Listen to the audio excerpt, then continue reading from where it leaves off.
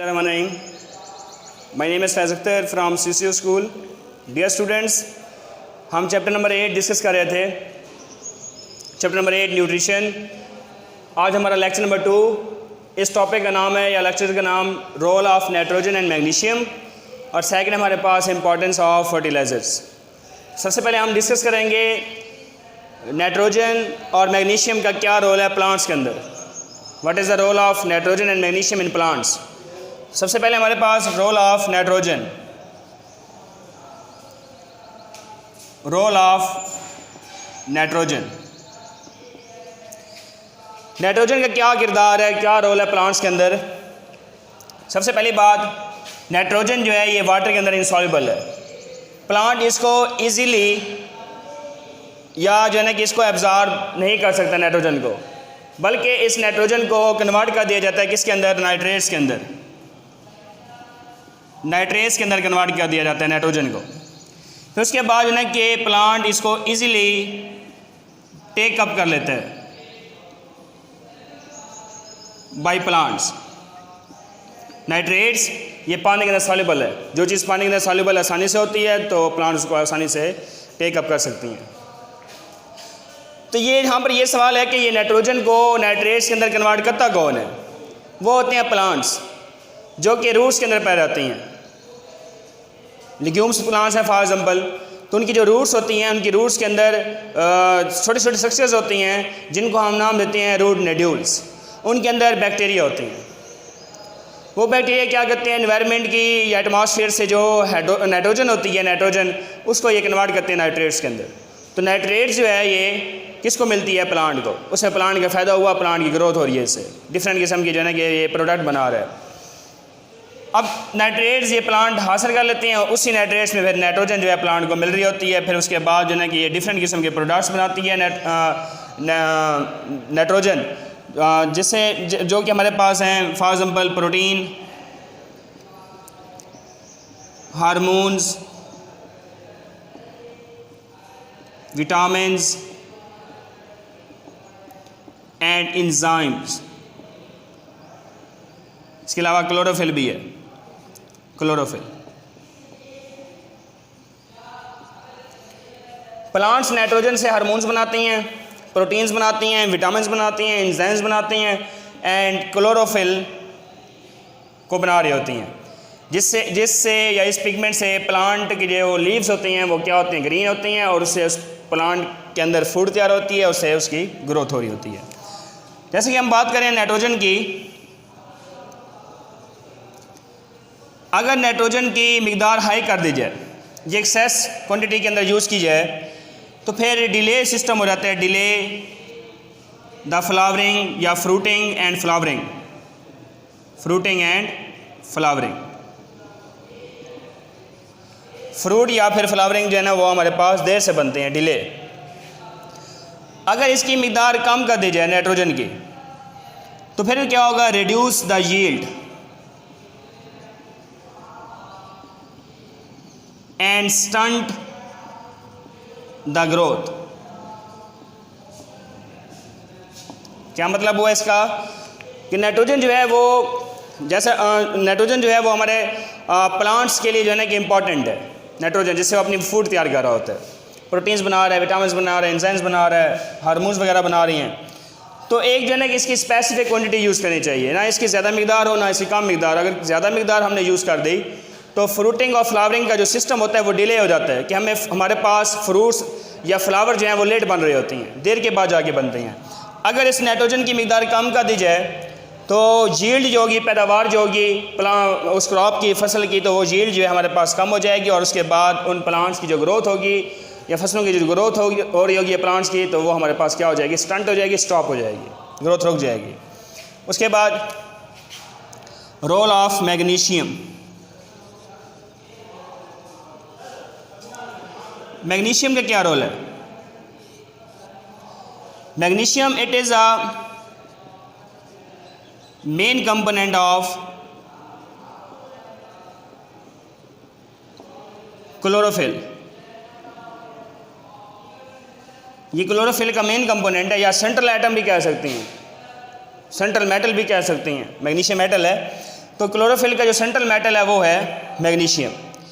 अगर मैग्नीशियम की मिकदार कम कर दी जाए, इसकी रिड्यूस हो जाए, इसकी मिकदार रिड्यूस द मैग्नीशियम, तो प्लांट्स के जो पत्ते होते हैं, लीव्स होती हैं, वो येलो पड़ जाती हैं, yellowing the leaves.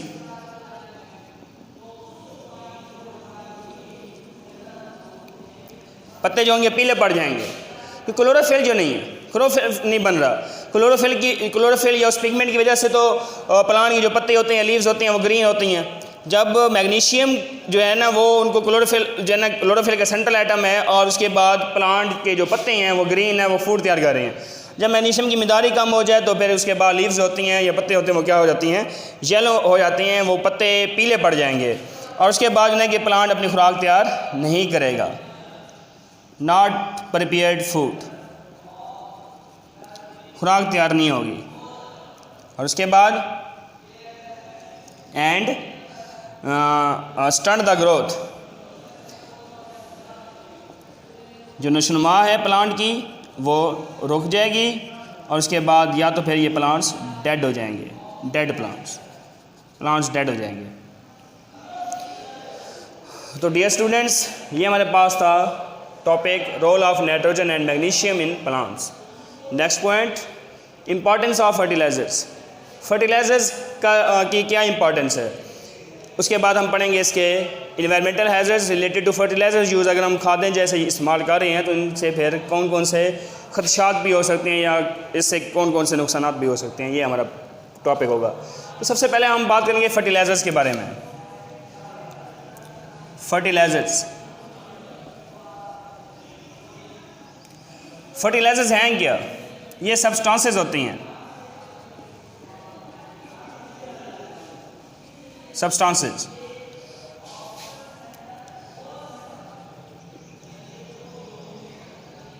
which is used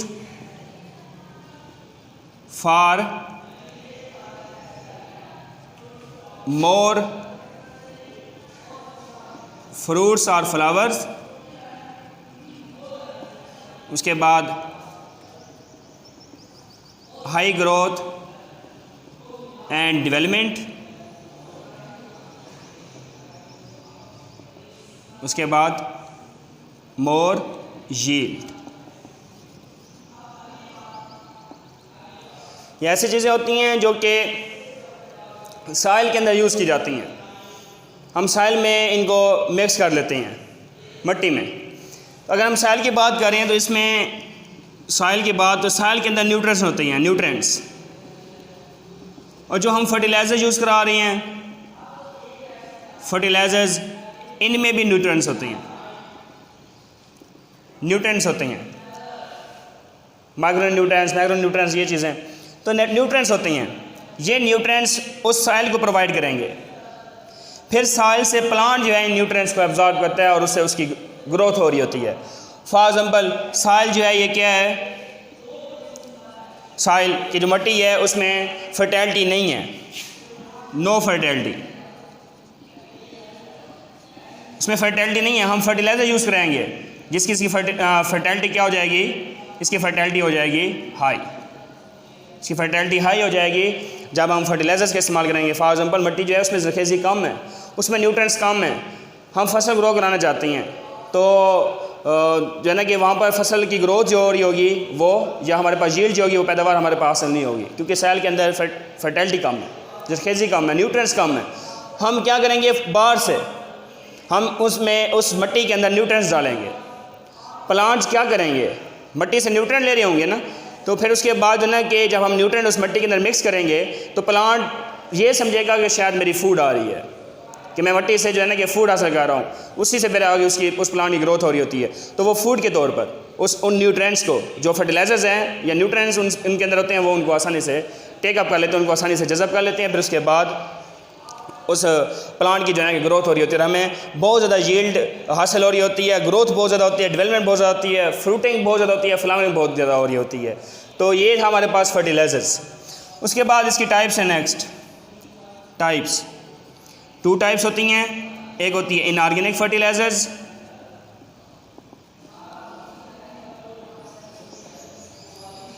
उसके बाद ऑर्गेनिक फर्टिलाइजर्स।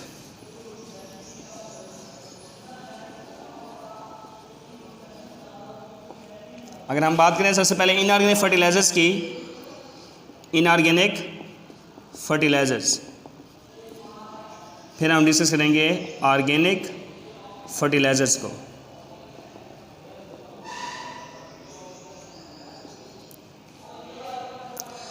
इनऑर्गेनिक फर्टिलाइजर्स कौन से होती हैं? Rock phosphate,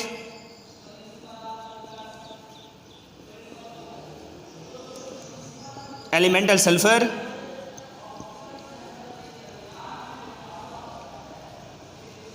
and gypsum.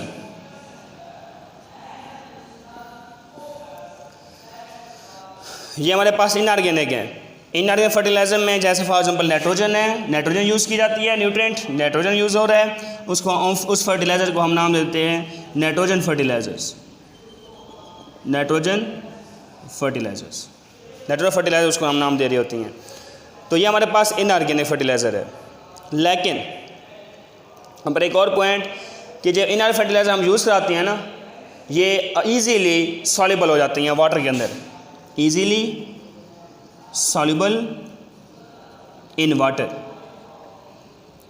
and easily absorbed by plants। मतलब क्या हुआ कि इनऑर्गेनिक फर्टिलाइजर्स के अंदर rock phosphate, elemental sulphur, rock phosphate, gypsum, तो ये हमारे पास इनऑर्गेनिक फर्टिलाइजर्स होती हैं। और उसके बाद जो ना कि इनके अंदर नाइट्रोजन ज़्यादा यूज़ की जाती है फर्टिलाइज़र के अंदर, इसको हम नाम देते हैं नाइट्रोजन फर्टिलाइजर्स। और उसके बाद जो ना ये फर्टिलाइज़र आसानी से पानी में सॉल्युबल हो जाती हैं, फिर पौधे इसको आसानी से जज़ब भी कर लेते हैं। ऑर्गेनिक फर्टिलाइजर्स के अंदर मैन्योर एंड कंपोस्ट, मतलब ये जानवर वगैरह जो होते हैं इनका फुजला वगैरह जो होता है, या फिर उसके बाद जो ना हमारे पास जैसे प्लांट्स होती हैं, पौधे होती हैं, गले सड़े पौधे और जानवरों का फुजला मिला के वो एज ए फर्टिलाइज़र यूज़ कराया जाता है। उसके बाद not easily soluble in water, ये पानी के अंदर सॉल्युबल भी आसानी से नहीं होते। And not take up easily by plants, पौधों की तरफ से ये आसानी से जज़ब भी नहीं किए जाते। जज़ब होते हैं लेकिन आसानी से नहीं होते, देर के बाद ये पानी के अंदर सॉल्युबल होंगे। जो चीज़ पानी के अंदर सॉल्युबल होगी तो प्लांट उसको एब्जॉर्ब कर पाएगा। जब ये मुश्किल से होगी सॉल्युबल पानी वाटर के अंदर, तो फिर इसको काफ़ी देर लगेगी प्लांट को इनको एब्जॉर्ब करने के लिए। उसके बाद ये इंक्रीज़ करती हैं सॉइल ड्रेनेज,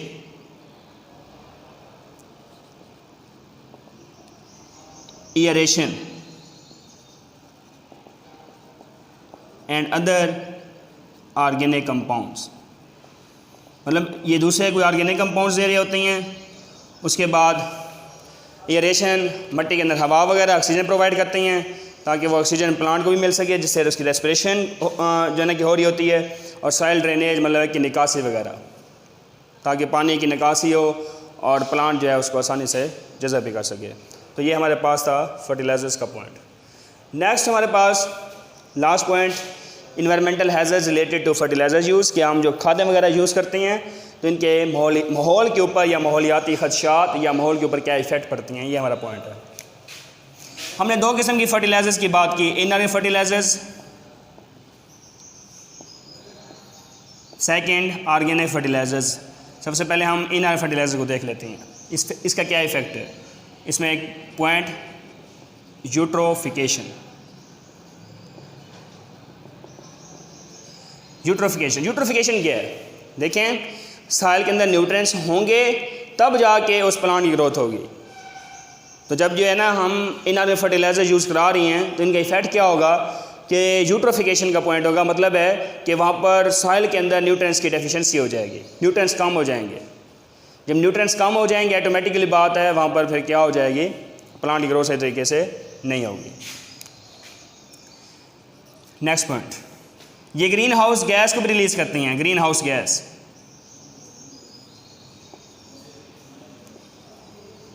जैसा कि नाइट्रस ऑक्साइड, ये ग्रीन हाउस गैस है, ये ग्रीन हाउस गैस, इसका भी ये बहस बनती हैं नाइट्रस ऑक्साइड का, जिससे बहुत ज़्यादा मतलब है कि गर्मी वगैरह हो रही होती है, ग्लोबल वार्मिंग का बहस बनती हैं ये green house gas nitrous oxide, eutrophication nitrous oxide. उसके बाद अमोनिया, अमोनिया ये भी इनर फर्टिलाइज़र के दौरान हासिल हो रहा होता है, निकलता है या तो अमोनिया क्या करता है, ये सॉइल एसिडिटी को इंक्रीज़ करता है, इंक्रीज़ द सॉइल एसिडिटी, ये मिट्टी के अंदर तेज़ाबियत को बढ़ा देता है, ये भी नुकसान है, खदशात हैं। उसके बाद पेस्ट प्रोडक्शन, ये क्या हो जाती है, इंक्रीज़ हो जाती है, मतलब जो पेस्ट वगैरह होती हैं, कीड़े मकोड़े होती हैं, उनकी जो प्रोडक्शन होती है, वो उनकी जो पैदावार होती है वो बहुत ज़्यादा हो जाती है, ये बहुत तेज़ी के सारी प्रोडक्शन करती हैं। जब फसल के ऊपर कीड़े मकोड़े आ जाएंगे ऑटोमेटिकली बात है वहाँ पर क्या होगा, फिर फसल तबाही होगी। तो अमोनिया से भी effect, green house gas nitrous oxide से भी इफ़ेक्ट, या फिर यूट्रोफिकेशन वगैरह। तो ये हमारे पास था inorganic fertilizers. Second point organic fertilisers.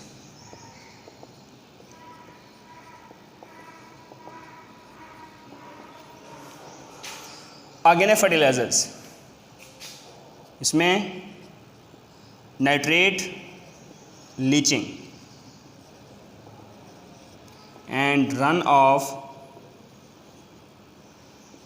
The other nutrients from soil, मिट्टी वगैरह है, उस मिट्टी के अंदर न्यूट्रिएंट्स मौजूद हैं। तो ऑर्गेनिक फर्टिलाइजर्स का अगर यूज़ जो है ना कि हमने कराया है, जिसका क्या इफ़ेक्ट पड़ेगा, या इनका ओवर हम यूज़ कर लेती हैं, बहुत ज़्यादा यूज़ कर लिया हमने ऑर्गेनिक फर्टिलाइज़र, तो मिट्टी के अंदर जो न्यूट्रिएंट होती है वो रन ऑफ हो जाते हैं, निकल जाती हैं। एंड नाइट्रेट लीचिंग, और जो नाइट्रेट वगैरह होती है जिससे प्लांट की ग्रोथ हो रही होती है, plant protein, chlorophyll, hormones, vitamin, enzyme की फॉर्मेशन कर रहा होता है, तो नाइट्रेट लीचिंग, नाइट्रेट भी वो वहाँ से क्या हो जाती है, मूव कर जाती है। तो वहाँ पर जहाँ पर फसल ग्रो कर रही है वहाँ पर नाइट्रेट की कमी हो जाती है। तो ये हमारे पास था environmental hazards related to fertilisers use. इस टॉपिक को हम रिवाइज कर लेते हैं। हमारे पास है role of nitrogen and magnesium. Nitrates वगैरह जो है ना ये बनाती है नाइट्रोजन, उसके बाद जो है ना प्लांट इसको इजीली टेकअप कर लेता है, ये प्रोटीन बनाते हैं, हार्मोन्स बनाते हैं, विटामिन बनाते हैं, एंजाइम्स, क्लोरोफिल। अगर इनकी मिकदार ज़्यादा कर दी जाए तो फ्रूटिंग फ्लावरिंग डिले हो जाती है, अगर कम कर दी जाए इनकी मिकदार तो जो यील्ड है वो कम हो जाएगी और ग्रोथ जो होगी वो स्टंट हो जाएगी। मैग्नीशियम का भी ऐसे role. Importance of fertiliser, fertiliser है क्या, हम क्यों यूज़ करते हैं, इसकी 2 टाइप्स के बारे में बात की, ऑर्गेनिक फर्टिलाइजर्स, इनऑर्गेनिक फर्टिलाइजर्स। उसके बाद हमारे पास है environmental hazard related to fertiliser use. Inner fertiliser के अंदर यूट्रोफिकेशन, ग्रीन हाउस गैस की बात की, अमोनिया की बात की, पेस्ट प्रोडक्शन की बात हम कर रहे हैं। ऑर्गेनिक फर्टिलाइजर्स के अंदर nitrate, leaching and run of other nutrients from soil. Okay, thank you.